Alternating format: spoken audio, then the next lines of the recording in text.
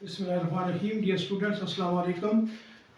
नए टॉपिक नए क्वेश्चन के साथ ग्रेड 9 एक्सरसाइज 1.6 में से क्वेश्चन नंबर 2 का पार्ट 3 है। Solve the following system of linear equations using Cramer's rule.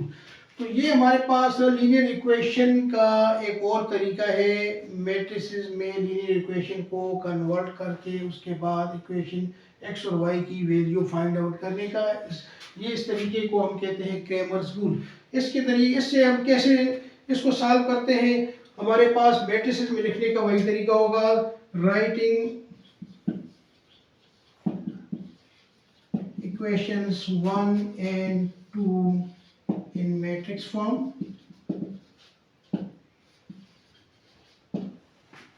Matrix form में हम इसको लिखते हैं। हमारे पास वही तरीका है, एक्स और वाई के कोफिशिएंट्स को मैट्रिक्स में लिखेंगे 5 और 7 फर्स्ट रो आ जाएगा। सेकंड इक्वेशन के एक्स और वाई के कोफिशिएंट्स को मैट्रिक्स फॉर्म में लिखें तो 3 और 1 इसके कोफिशिएंट आ जाएंगे। ये हमारे पास ए मैट्रिक्स आ जाएगा। इसी तरीके से जो वेरिएबल इस्तेमाल हुए हैं इनको एक मैट्रिक्स में कॉलम की शक्ल में एक्स और वाई को लिखेंगे और राइट साइड वाले एलिमेंट्स को जो हमारे पास कांस्टेंट है 3 और 5 को इसको बी मैट्रिक्स का नाम देकर एक मैट्रिक्स के कॉलम के शक्ल में हम इसको लिख लेंगे। अब हमारे पास ए, एक्स और बी तीन मैट्रिसेस आ गए। तो सबसे पहले हम ए का डिटर्मिनेंट मालूम करते हैं।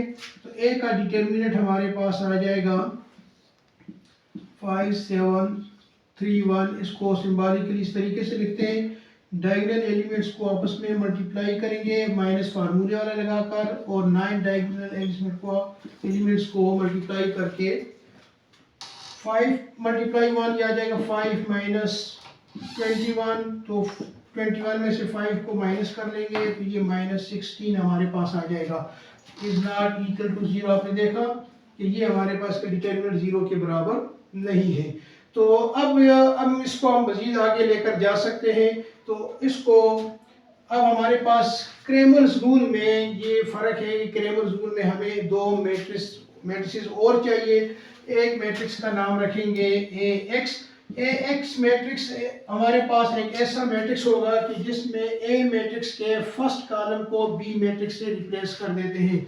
तो फर्स्ट कॉलम 5 3 की जगह या बी मैट्रिक्स हम 3 और 5 को लिख लेंगे और इसी मैट्रिक्स ए का सेकंड कॉलम वही हमारे पास 7 और 1 आ जाएगा। अब ए एक्स मैट्रिक्स का भी डिटर्मिनेंट मालूम करते हैं। तो ए एक्स का डिटर्मिनेंट हमारे पास इस तरीके से आ जाएगा 3 7 5 1। अब अगर हम इसको फाइंड कर लें तो ये 3 मल्टीप्लाई 1 माइनस 7 मल्टीप्लाई 5 तो ये आ जाएगा 3 माइनस 35।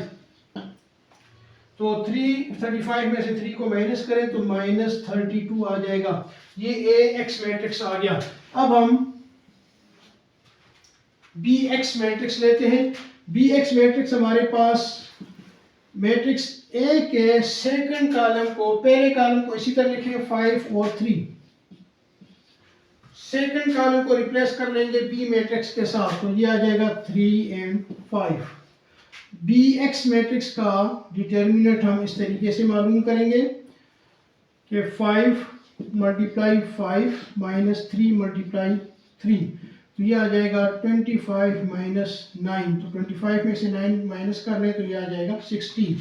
हमने देखा कि बी एक्स मैट्रिक्स भी आ गया, ए एक्स मैट्रिक्स और बी एक्स मैट्रिक्स दोनों के डिटर्मिनेंट भी आ गए, ए मैट्रिक्स का डिटर्मिनेंट भी आ चुका है। अब हम एक्स और वाई की वैल्यू फाइंड करते हैं। तो एक्स जो है ये इक्वल होगा A x determinant of A x divided by determinant of A.